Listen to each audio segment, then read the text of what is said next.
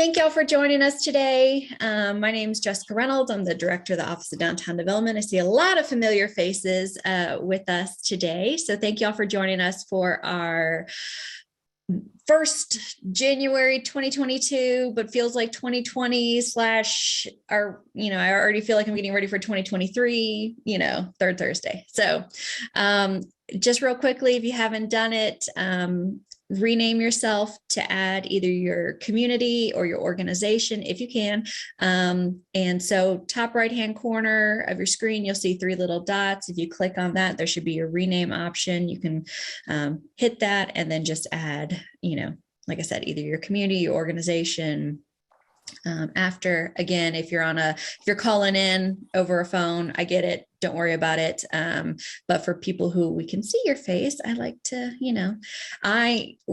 myself and Elizabeth and Tara and Tess and I know most of y'all, but again, I think it's nice for everybody else to be able to kind of see faces and names and put communities and all that kind of together. So that way, when we do have the opportunity to get together in person, you're like, oh, I know you. So y'all, I got some big news from National, and y'all probably saw it. Well, it depends.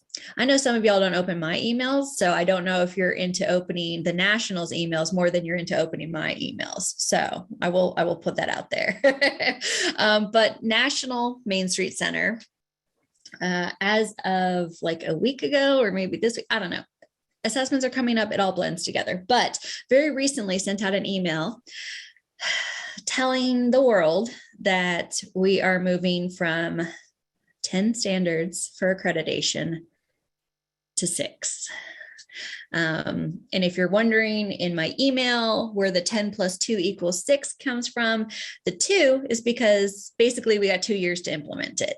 And to make it happen, which sounds like awesome. But if you think about it, that means this year, the team will be working to get all of our documentation, all of our processes, all of our procedures updated and, transitioned into the new 6 standard platform, with the idea that next January, for that whole calendar year of 2023, we would be operating under the new system, right? So that way, when we do assessments in 2024, we're doing it under these new standards. So while 2 years seems like a lot of time, it's not really 2 years, because it's more like 1 year. And then 1 year really isn't a lot of time, because you guys know that we always start talking about assessments and new stuff ahead of the end of the year. So it's like, I really have, it should have been done yesterday. So it's more like that. But I will say, let me give you a little bit of context for all this, right? So Main Street has been around at this point now 40 plus years. We're now 42 years old as of this year. Main Street is both at the state level and the national level.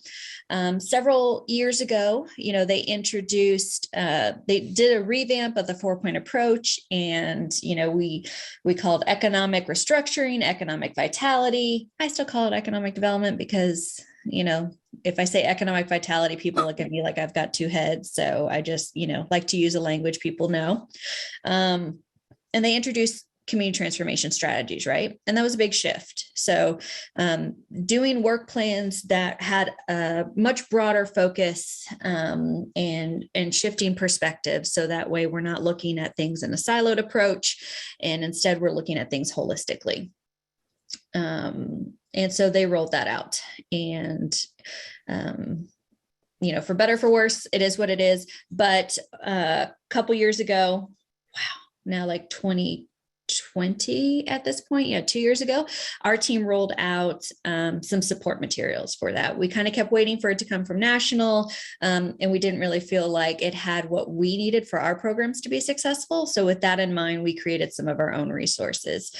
So we have a community transformation strategies handbook that will guide you through the whole process, start to stop. We have a document that is, I'm trying to remember the technical name of it, but basically it's like how to hold a community visioning session, and talks you through that whole component. If you are looking at me like I didn't know these documents existed, I'm sorry, that's awful. I want you to know these documents exist because they're incredible resources. So we have digital versions as well as hard copies that we can send you, share with you. If you go to our website, there is a section called resources, and in there you can select the category called publications, and every publication that we've ever produced, printed, created is in there. And there's the option to, buy one, have it sent to you. If you're a new manager, I'll send it to you for free. And if you need extras for board members or stuff like that, then, we'll work something out.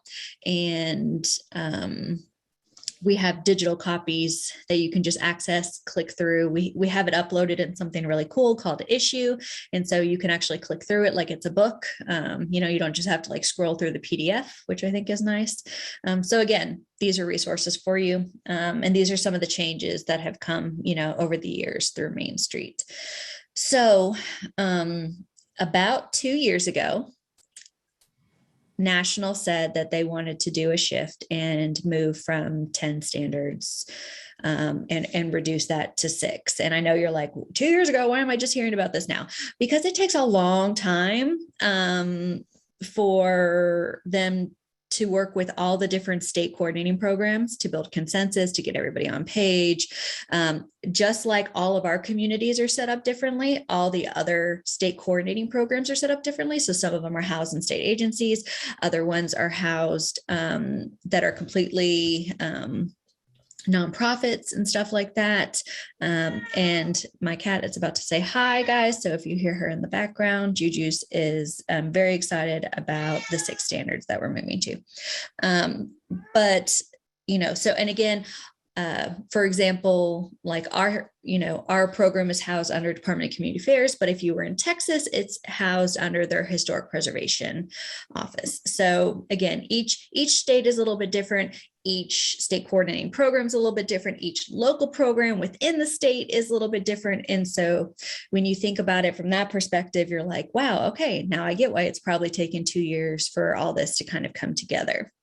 And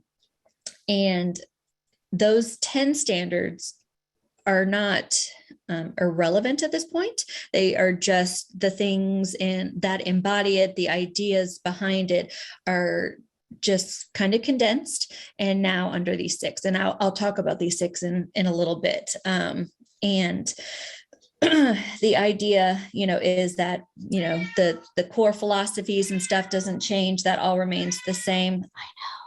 I know. But that we're looking at it through a new refreshed lens. And a great example of this is if you've been around for a long time, off the top of your head that the 10th standard is Main Street membership, right? That's not really a standard, that's more of a requirement. So I think it's one of those things, like, you're still required to be a member if you want to be an accredited program, but do we really need to spell that out as its own standard? Probably not, right? So that's where we're kind of coming with things. So I am going to show you a document today. This is by no means the live all end all final version of stuff. And so what I have to kind of preface this with is anything you hear coming out from National in the next couple of months about this, anything that, you see, the way it works is that this is kind of like the version they present to all the state coordinating programs. And then we have the opportunity to take it and kind of make it our own. And so it's not that we're necessarily changing stuff as far as like some of the language and the intention and things behind it. But for example, you guys are familiar, we do PDFs with checklists and stuff like that, right? So what we're doing is taking their document and putting it into a format that is familiar to our folks. Because my thing is, I don't want you to work harder. I want to work smarter. And I also want it to feel as familiar as possible to you. So that way, again, to highlight that these aren't really big holistic changes to approaches and philosophies. It's more just a reorganization of what we're working with. So I'm going to share my screen real quick and we'll talk about these 6 standards.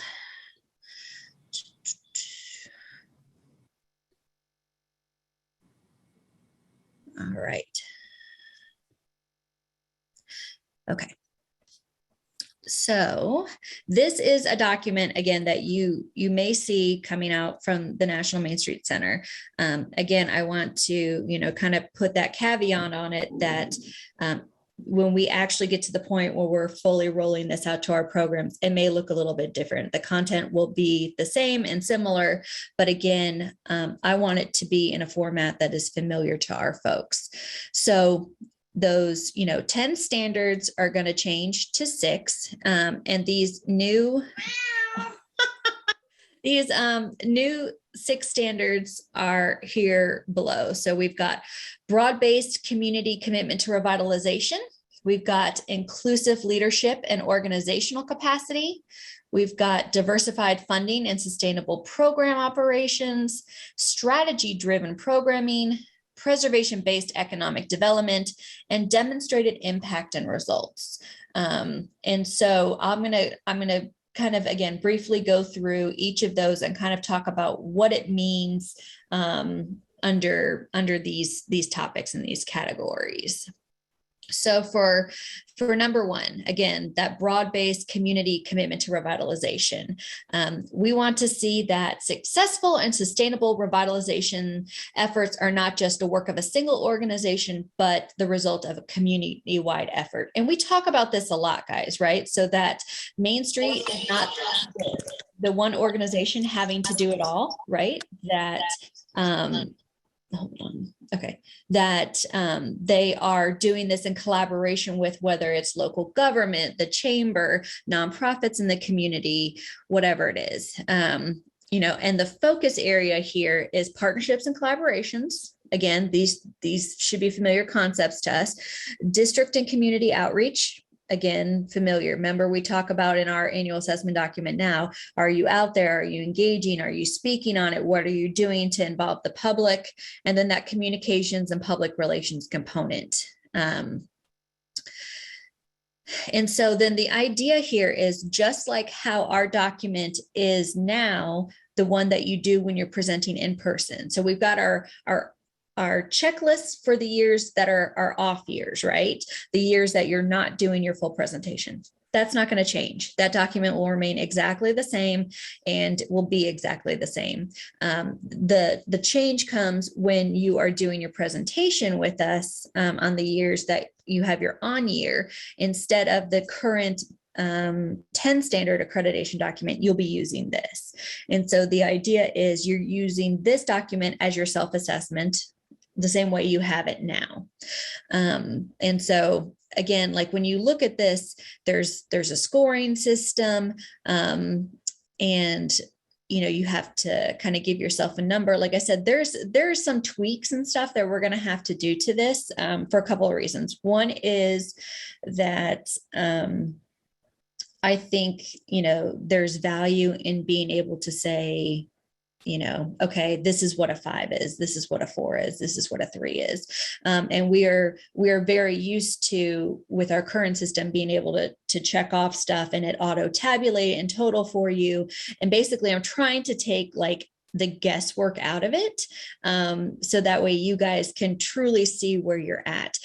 Some of the stuff that we will be doing behind the scenes over the next 6, 7, 8 months is taking this document and again, merging it into that format. So again, while we're putting it together in different pieces and in different ways, I want it to feel as familiar to you guys as possible. So that way there's, again, we're not completely seeming like we're starting from scratch. Instead, it's just an evolution of the original document. And so I'm not going to go through all those specific items because, again, as a team, we have not had the opportunity to do that and to go through those. And there is room for us as a state to make sure that the things that are in here actually work for us. And what I mean by that is, again, like I said, we have, different coordinating programs all over the country that have different requirements and, kind of different scales. And so we want to make sure that anything that's in here is actually something that's realistic and manageable and doable for our programs and wouldn't apply to maybe a and I say a citywide coordinating program, but I'm talking about like City of Orlando or City of Boston or something like that. So again, just trying to make sure that anything that's in here is translated in a way that is achievable for our programs and makes sense for them. I see I've got okay. So second standard, inclusive leadership and organizational capacity. So again, talking about strong, thriving communities, and that we need effective leadership at all levels, from a broad base of community volunteers to dedicated professional staff. Again, you've seen this probably in some of the areas where we talk about staffing requirements, right? Staffing, volunteers, making sure that the board is active and engaged, right? So we've got here in the focus area, you see active board leadership and support, volunteer base, professional staff management. So all those things where we talk about, you have to have a board, it's a working board, you have to have professional staff, you have to have meetings, you have to, like here it says effective operational structure. When we're talking about, you have to have a budget and you have to do all these things. That's where those components are going to come into play in this section. All right, moving on to number 3. Diversified funding and sustainable program operations. Again, I think over the last 10 years, maybe we've really tried to drive home that Main Street is not just funded by by one organization, right? It's not just funded by the city. It's not just funded by the chamber. It's not just funded by your DDA or your nonprofit, right? That there's multiple revenue streams and support systems that are coming into play. And the BEST program is one that has a really diverse mix of investment coming into it. So that way, if one revenue stream is cut off, it doesn't mean that everything just goes away or the program's completely canceled, right? It means that we can make little shifts and changes and have, have support kind of pick up in areas that it falls off.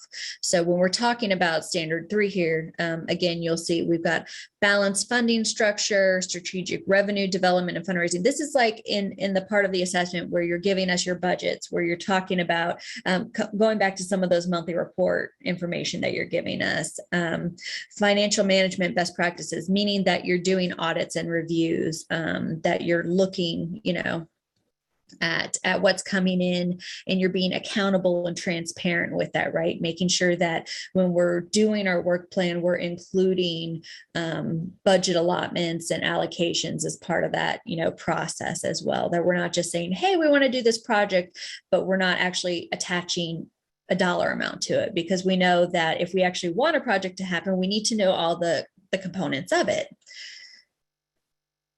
So skipping ahead, standard 4, strategy-driven programming. So talking about building a strong track record for making change happen in communities. This is where that work plan development and transformation strategies is really going to come into play. And I will tell you, I think our state does transformation strategies and work plan development probably better than any other state in the nation. And I can say that because we have developed the tools and resources to do it. And we have a format to do it in, and we have structure that goes with it. And other states have, looked at what we've done and tried to apply our approach to it and utilize it in a way that makes sense for them. And so I think, when I look at standard number 4, I'm not personally worried or nervous about any of our programs, because I know we've got this part covered, right? We have our work plan templates. We've gotten good at this. We know how to talk about transformation strategies. We know how to look at them. We know how to define a direction for ourselves and really make sure that we're implementing this across the 4 points. And again, our job will be to make sure that we go in here and make sure that the language mirrors what we have already built and established for our programs. Again, just making sure that it aligns with the stuff we've done and created for you guys and that you're working on. And then number 5, preservation-based economic development. And I really like how they worded this, preservation-based economic development. It's just basically rewording what we say a lot, right? Which is economic development in the context of historic preservation, right? And so, what sets us apart from other economic development programs that may happen throughout the city or the state is that we have economic development through that lens of preservation, right? So everything we do is always kind of through that lens. And so again, preservation will always be a huge component and will remain one of those backbone essential things when it comes to the Main Street program, because again, that is what sets us apart from other economic development revitalization programs, that we have that historic tilt to ourselves. So you probably remember this if you're familiar with our standards well enough. This is, where standard 4 kind of comes into play, all those historic preservation components, talking about ordinances, ethics, cultural assets, inventories. But then also you'll see that they try and take a little bit broader approach and pull in the promotion side of things, right? So how are we talking about these historical cultural assets? How are we promoting them? How are we engaging the education side of it too with the community? And also including not just economic development and preservation through the context of buildings, but also place-based development, right? So what are we doing to engage and activate spaces that are, maybe non-traditional? What are we doing to be more inclusive? Again, what are we doing to support businesses also that are in these properties? So not just looking at preservation from the standpoint of, we can fix up a building, but looking at it holistically, right? So we can fix up a building, but that means we also got to get the right person in the building to maintain it, to own it, to cherish it, to love it. But it's also not just having someone in the building, it's having the right business in the building, something that is going to be complementary to the downtown, something that can be supported and sustained by the community, something that will be successful. And then lastly, demonstrated impact and results. And this really aligns very, very closely to what we do already for our monthly reporting.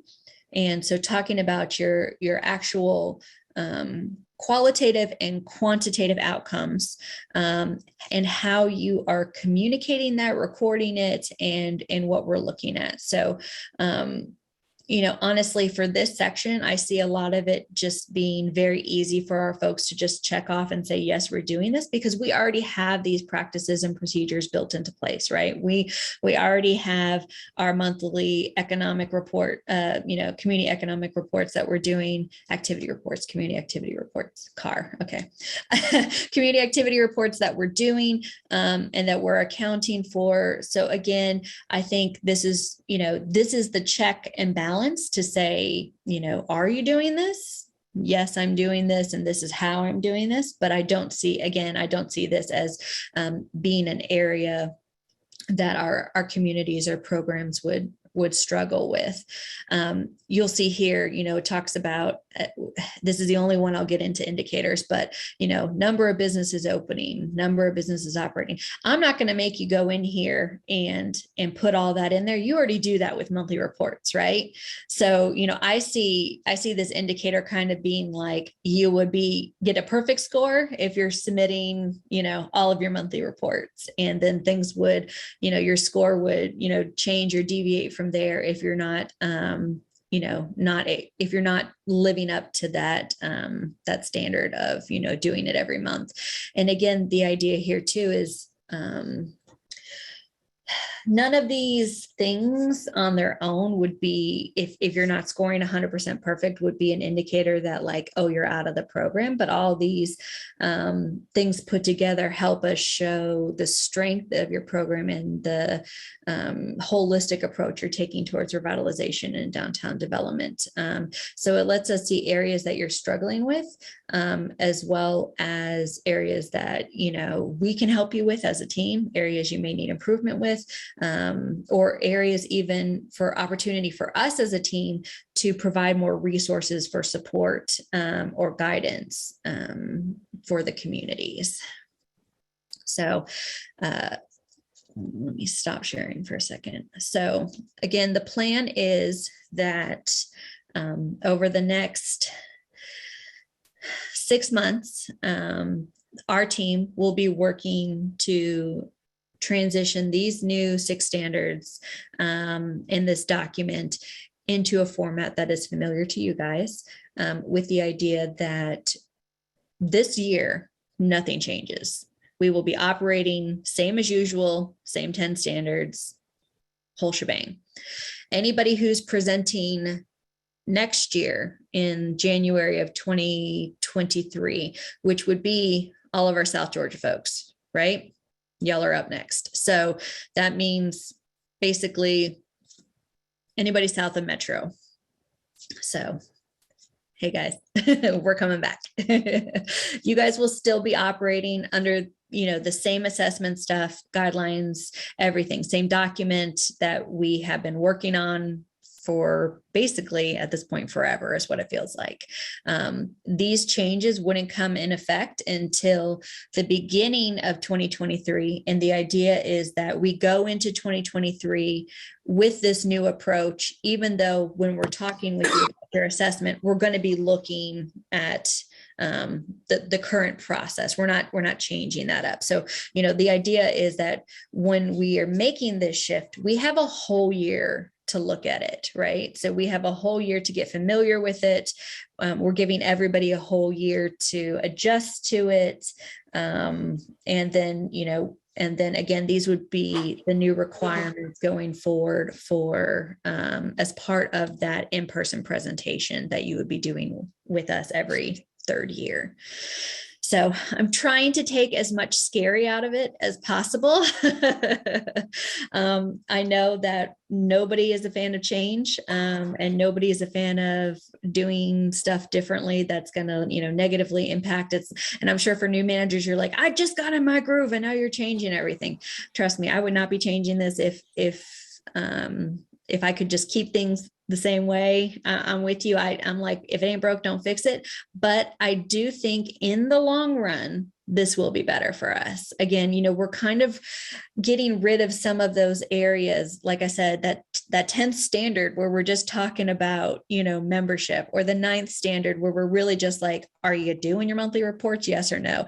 We're getting rid of some of those and just incorporating them under these other 6. So they're represented. But, you know, if I was to try and talk to a community about Main Street, I wouldn't necessarily go through the 10 standards, right? Because I don't necessarily know that the Rotary Club finds it relevant that we're members of the National Main Street Center from a community program perspective, right? So when I'm talking about Main Street, I'm talking about the things we're doing, work plan development, the 4-point approach, transformation strategies, holistically looking at you know, economic development through that preservation lens. But what I think that these 6 standards does is actually give us a better platform to discuss and talk about and share what Main Street is really doing year to year, right? So it's almost contextualizing some of those 4 points, you know? So when people are like, well, that's nice, you know, design's nice, organization's nice, you know, economic development's nice, but what does that actually look like? How does that work? That's where those 6 standards come in. That's how it works. And, you know, instead of feeling like, again, we have a siloed approach to these things, everything kind of becomes integrated under these 6 standards. It's a lot to throw at you. I get it. Elizabeth, I know you've like me, been in these calls and meetings with National off and on over the past couple of years. Anything you would like to add, thoughts and stuff like that before we open it up for questions and discussion? I don't think any new information. Just echoing Jessica, I think the 6 standards make a lot of sense just because it's streamlining the 10. It's kind of getting rid of the noise and it's providing a little bit more guidance. One of the goals of National is to essentially across the United States provide a more holistic view of how we're assessing communities. Just because every state kind of has their own system right now. So this is their effort to kind of get everybody on the same baseline. So I think long run, it's great. I think it's going to be a lot more effective in teaching and just sort of onboarding communities, both completely new communities and managers, because it just clarifies. And again, there's not as much noise. Also want to emphasize this document is still being tweaked a little bit. So this is not like super, super final. National, they are having a webinar next week. They're having 2 sessions. It's like the 27th and the 28th. If you're signed up for National emails, you should have gotten one of those to be able to sign up for their webinars regarding this. And so if you did not get it, I will attempt to find it in my inbox. It's a little crazy this time of year, and I'll forward it out to everyone just in case you did not see it, that you have the opportunity to register for one of those webinars. And I think they're offering 2 days, twice a day. I believe. So like kind of before lunch and after lunch. And so I'll attempt to find that for you guys and forward it to you. Because I know if you're like me, I'm very curious what they have to say. But other than that, this document is still, as far as our understanding with National, is still in flux. So if you see anything and like have warning bells, like please do not freak out right now, like Jessica said. And also we are going to be tailoring it to Georgia because every state is different. We have some states where there is 0 municipal programs, 0. They're all standalone nonprofits. We are very different. The majority of our programs are under municipal umbrellas or other agencies such as like the chamber or the county or tourism, stuff like that. So there's some things that we're automatically, just because of the nature of our programs, it's sort of square peg round hole. So we're going to have to address that. Like Jessica said, we've already developed some materials, but we kind of stopped because we realized we were spinning our wheels a little bit because we were creating something and the National would come back with a different version of like, okay, let's go back and retroactively do this. And I also want you guys to know we will still be utilizing Dropbox in this format. However, we will be creating a model Dropbox folder for the 6 standards. And so when we do roll this out, we will automatically put that into everybody's Dropbox. So everybody's starting with that same kind of expectation organizational and very similar to people that have used our model Dropboxes currently. It's going to have those folders within the folders to really help you guide the assessment process. So there's hopefully no misunderstanding of what needs to go in those folders and how the 10 are translating to 6.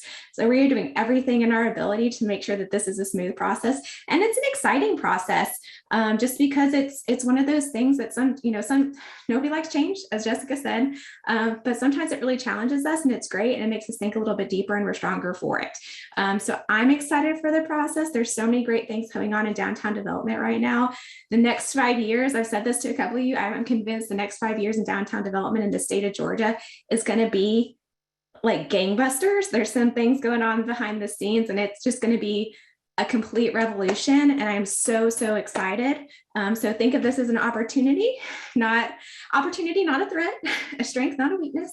And so, yeah, I'm just excited. And like I said, we'll find that email and forward it out to everybody from National if you're curious on hopping on their webinar and kind of their take on it. And other than that, we'll keep you updated throughout this process. We'll, be communicating. We want to make sure y'all are in the loop. And yeah, I think that's good. Yeah. And I think Elizabeth hit on a good point, which is if y'all are up for watching the webinar from National, feel free to do that. I'm not going to tell you not to. You don't have to though, because I will say we will have multiple discussions. This is not something that this is the first time we're going to talk about it and never talk about it again. and again, the reason I've been hesitant to talk about it is because I'm one of those people, like, I don't want to roll out something to you until I have everything in place. So for me, this is out of my personal work comfort zone, right? Because I'm the person, like, when I introduce something new, I want it to all be flushed out, figured out, have thought through all the P's and Q's of it, and really be able to present you guys with something that's fully done and complete. And I know that, like I said, this one document will change a lot of different things. Like Elizabeth was talking about Dropbox, and again, it's like, oh crap, I've just learned how to organize it this way. But that's why I say, we want to make sure that when we actually are ready to implement this and really dive into the deep end, we've already done all that work for you. We've already figured it all out. We know where everything's going. We know how everything's sorted. We've already developed all the materials and resources and trainings that you would need to be successful. So, the caveat is, if you participate in the webinar, which if you want to, that's awesome. Just know that they're not going to be talking about it from the Georgia perspective, right? And that there's still things that need to be figured out and worked out, not just on a state level, but also on a national level. They have a little bit, their approach to this is, like I said, is a little bit different than mine. They're kind of like, we're going to put it out there and you guys can just start doing it if you want to. And I'm like, what, like that's not my comfort level. But again, I don't want you to be hearing something coming from them and then be like, why is Georgia not talking about this? So I felt like it was important for us to try and have these conversations sooner rather than later, since they're ready to start talking about it.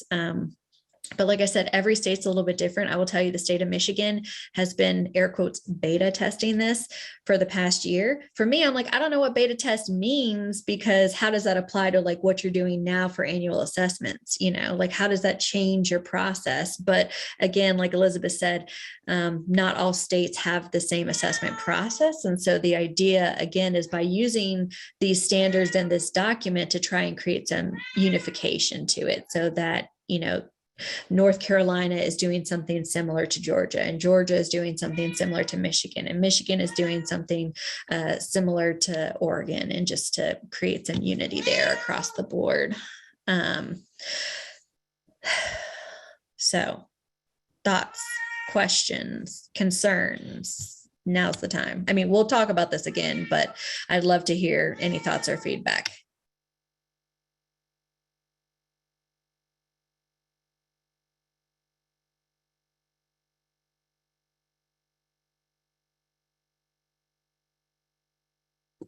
Don't everybody speak at once.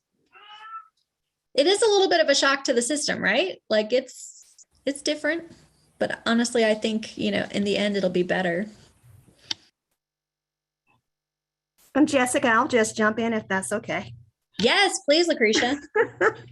I think for me, I think it's just a shock, because if you've been in it for so long, you've just done it for this way for so long.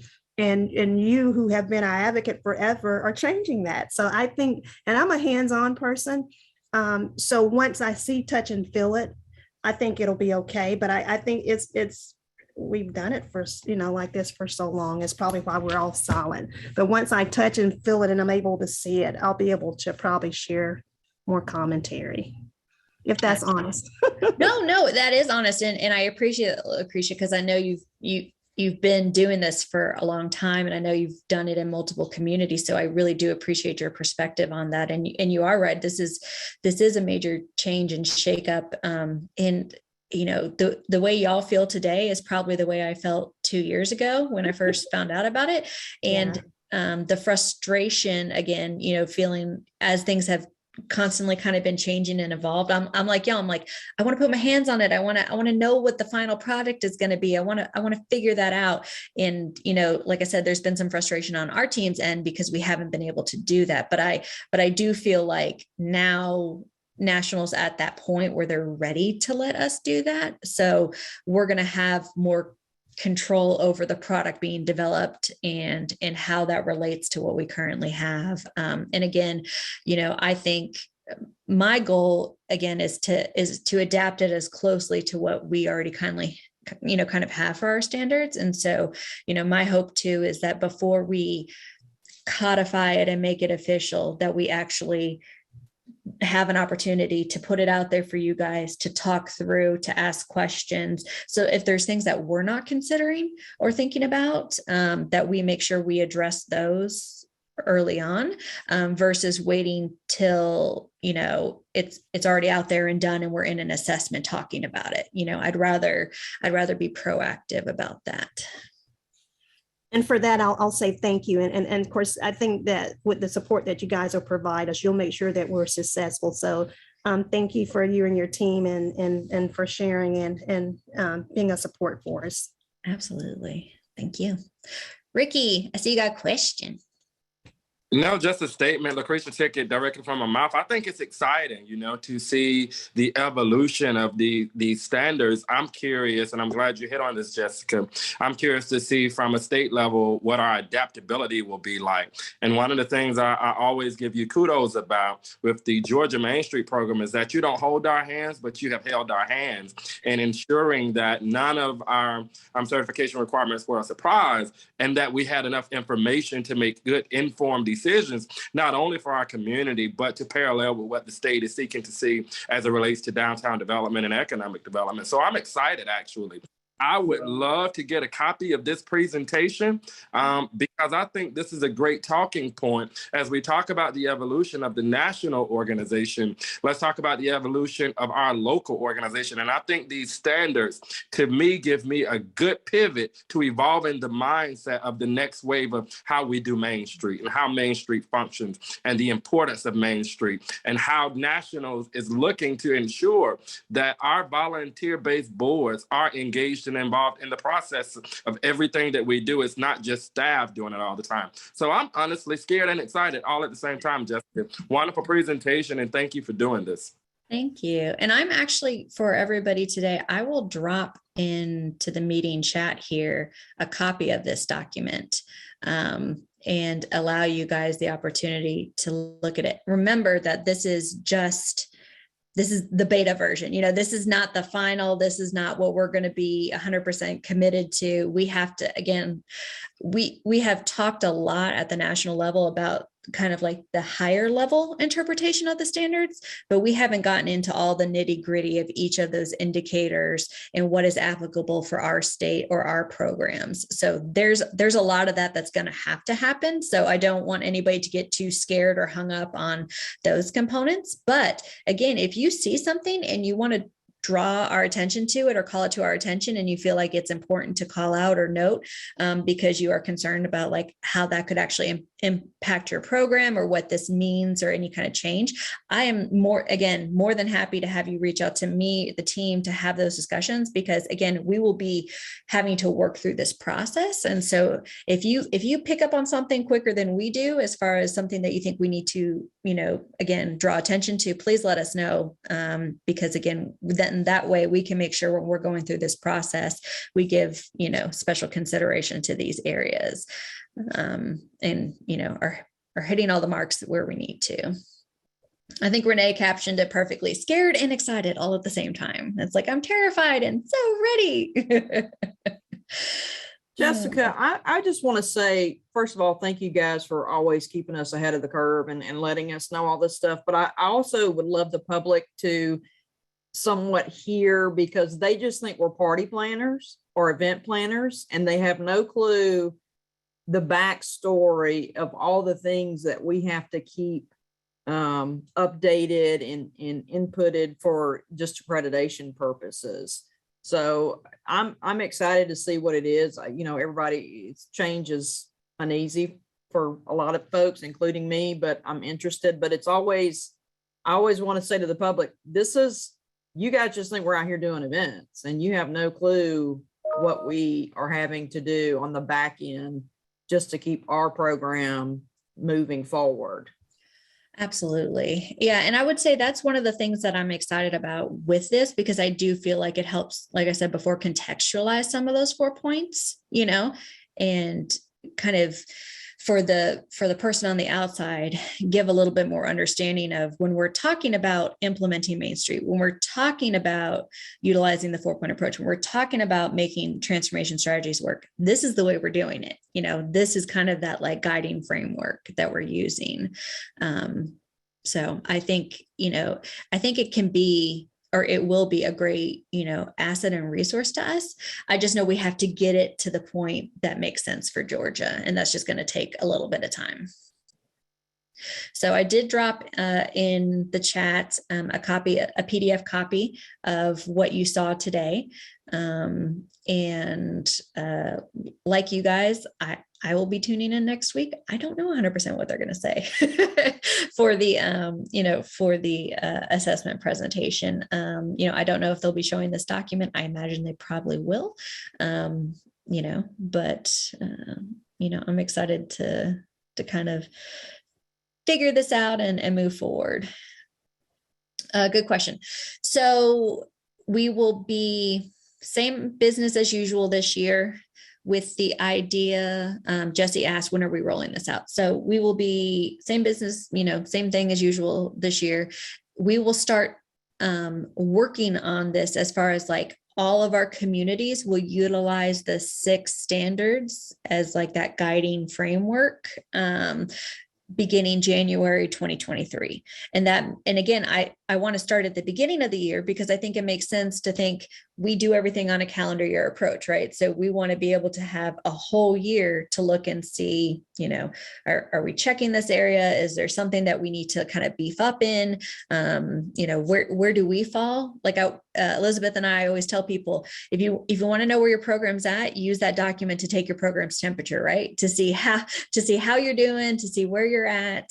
And so the idea is that next January, you would be able to do that, right? So you would have the new 6 standards with how it's going to be implemented in Georgia and all the details in hand prior to the January start date. And we would be operating in 2023 under these new 6 standards with the idea that when you're presenting in 2024, which would be for our North Georgia communities, Cornelia would be one of them, that instead of doing that 10 standards checklist, Jesse, that y'all did, when we were in Athens, that 10 standards, we would be using this new 6 standard document and moving forward from that. Good questions, though.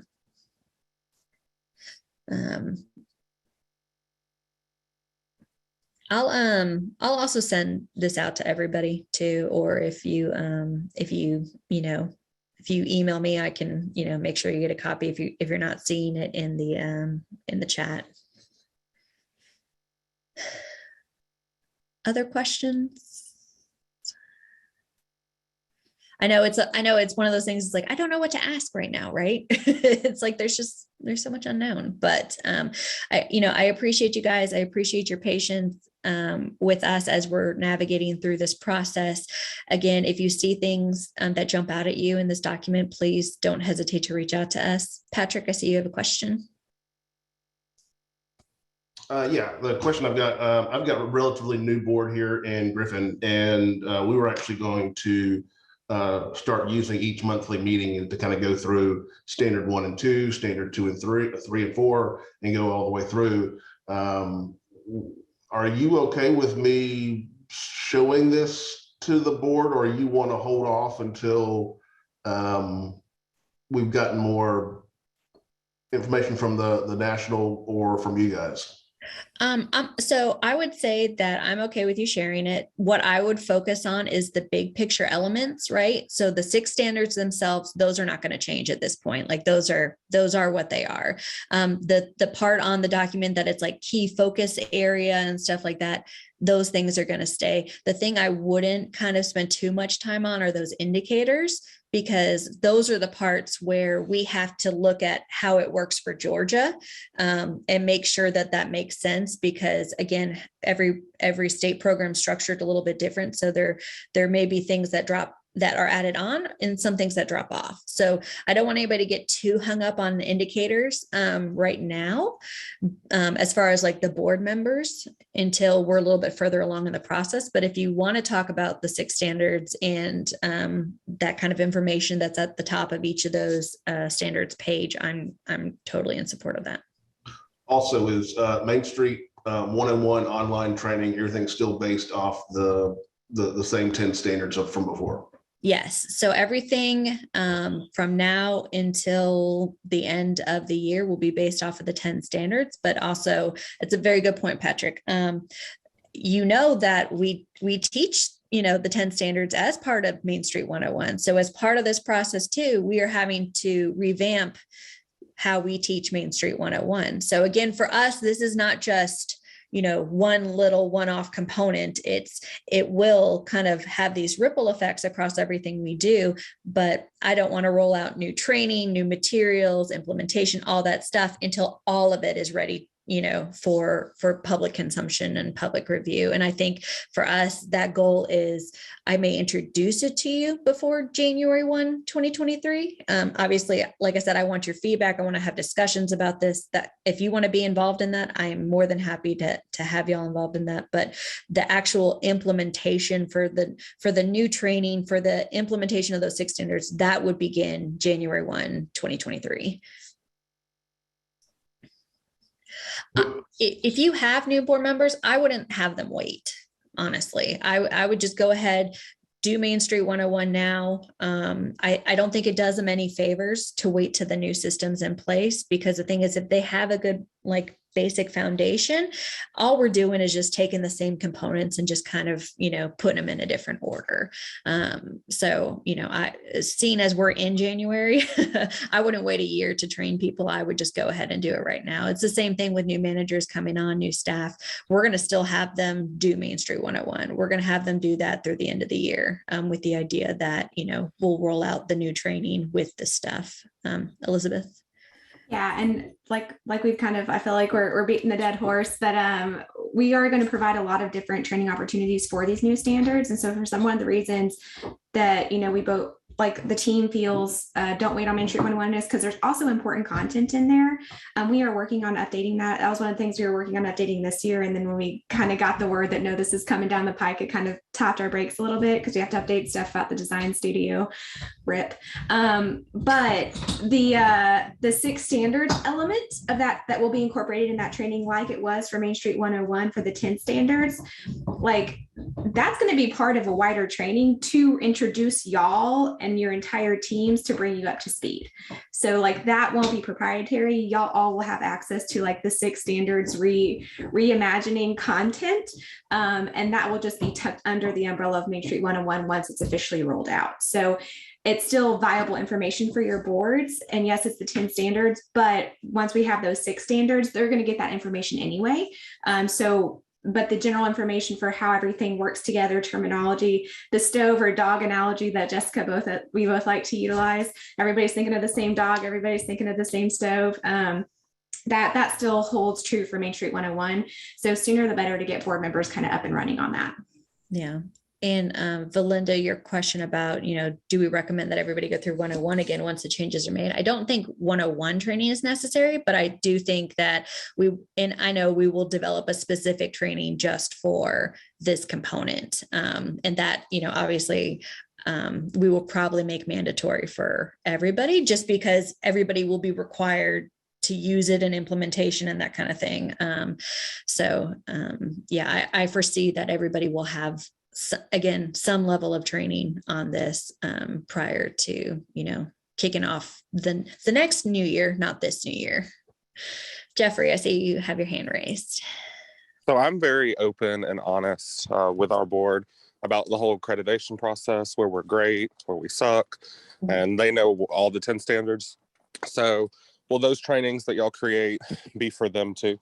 Yes, I foresee that we would probably have a version of the training for managers and then a version of the training for board volunteers, that sort of stuff. Because let's be honest, as managers, we're going to have to do a little bit deeper dive into like how we do this, right?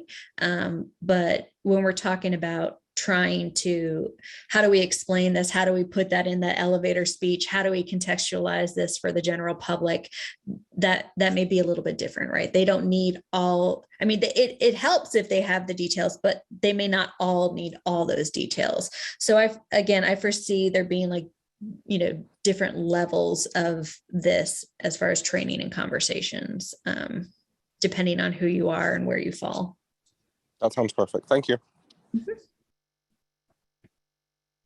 Valinda, the training should be free for this.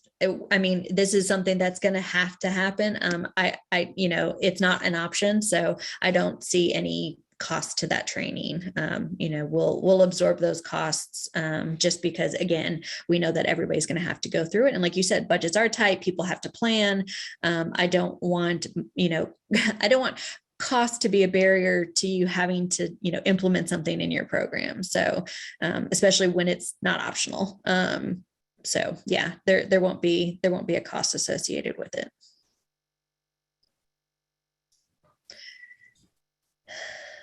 All right, somebody end me with like something exciting like that's happening. Can I do Okay. 2 updates real quick? Okay, yes.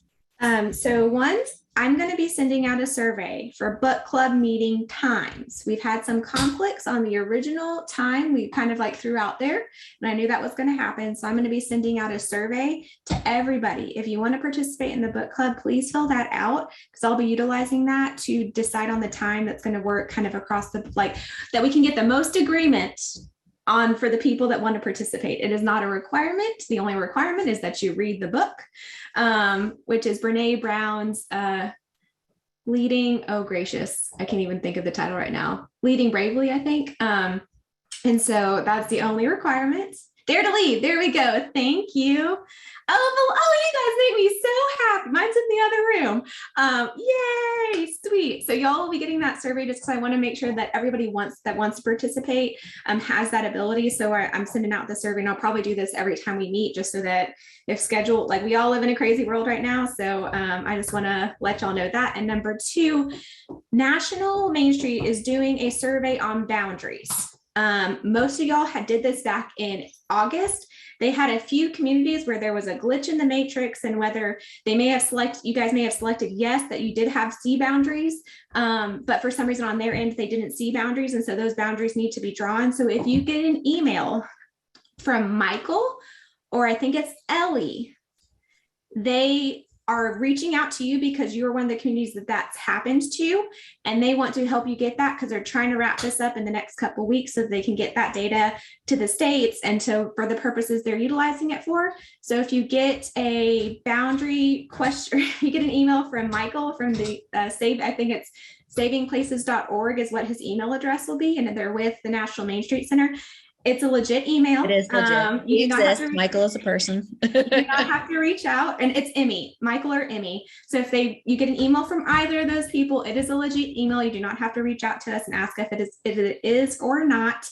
And also, some of those people that I sent the SOS email to on Tuesday or yesterday to get that done, some of those are the ones where they're having issues with. And so I'm sorry that you're going to have to address those again, but I just want to let y'all know, I figured that at this point, it's like the easiest just to direct connect to you. And I think that's the only updates I have. And thank y'all all for the annual assessment process. I know it's hard, but y'all survived. Y'all survived. Got like 365 days until you have to do it again. Woo! Or until it's due-ish. I guess a couple, like 360 maybe at this point. But woo! Round of applause. Y'all are awesome. All right. Okay, so before we wrap up, because it is 11, someone tell me something good. I need to hear something good that's coming up or that's happening for somebody. I got it. Personal, professional. I know Renee's got grandbabies coming in, and Christian said he's got another son on the way. So y'all tell me something good. Can I ask a question? Yes, absolutely. It's not necessarily work related. Okay. This is kind of selfish. It's our anniversary weekend, and I want to plan a day trip Saturday somewhere. Last year we went to Dahlonega. He surprised me with Dahlonega, and I'd like to stay like within about a 2-hour drive from Canton. Is anybody got anything going on Saturday that you say, hey, yeah, come see us? You know, he loves to go to downtowns. He loves to explore and do things like I do. So does anybody? I know it's kind of like January and nothing's going on, but I thought I would ask. Anything? Crickets. Well, I was gonna say, I know like Rome's not far from you. Have y'all been to Rome before? I probably have for training, but not necessarily to just kind of explore and stuff. Oh, girl, message me and Andy. We will set you up with a whole list of things to do in Rome. Okay. And also, if you're in Rome, Cedartown is like right down the street too. And in their downtown, they have like a movie theater that runs first run movies in a historic theater, and it's really freaking cool. So you could even like do dinner and all that in Rome, and then like go over there for like a movie one night or something like that too. And yeah, so Well, absolutely. I'm surprising him. We're going to a speakeasy in Alpharetta, the Roaring Social, tomorrow night. So he doesn't know about that.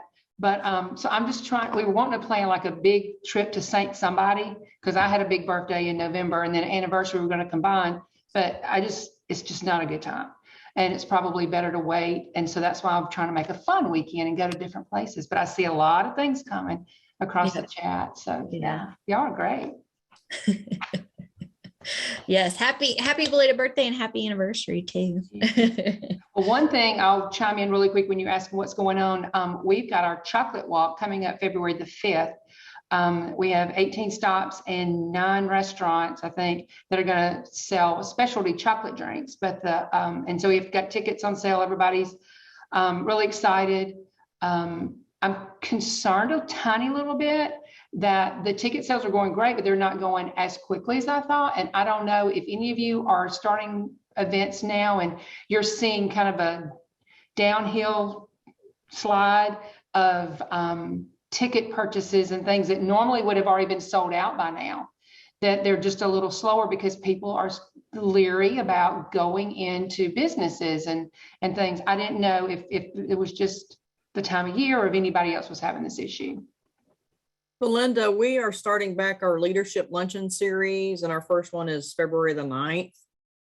We're having Dr. Julie Post, who is the president of West Georgia Technical, and our ticket sales are a little slow, just because a lot of people are still dealing with COVID or just getting over COVID and not quite ready to dip their toe back in the public. So our ticket sales are a little down from what they would normally be. So it's not just you. It's not just you, because in the past, Mobilize Main Street sold out in like a week. And right now we have 2 spots still left. So, you know, I mean, even with our trainings, you know, the people have said, bring back stuff in person. There's still hesitation to do, you know, to pull the trigger at this point. So yeah, I mean, I've even seen it, you know, from our perspective. Yep, you're not alone. All right. Well, thank you guys for your time. The team will stick around in case you have any questions or want to talk to us one-on-one. Some of you will see next week for annual assessments. So we're excited about that. And thank you guys. And we will talk more about this, you know, coming up. We'll see you soon.